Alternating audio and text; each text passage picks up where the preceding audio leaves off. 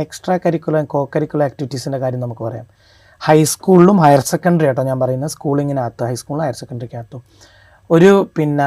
ഒരു സ്കൂളിൽ നിന്ന് കോമ്പീറ്റ് ചെയ്ത് സബ് ജില്ലയിലേക്കൊക്കെ പോയിട്ട് മത്സരിക്കുമ്പം തെക്കൻ ജില്ലകളിൽ വളരെ കുറച്ച് ആളുകളോട് കോമ്പീറ്റ് ചെയ്ത് പലർക്കും അവസരം കൂടുതൽ കിട്ടുന്നുണ്ട്.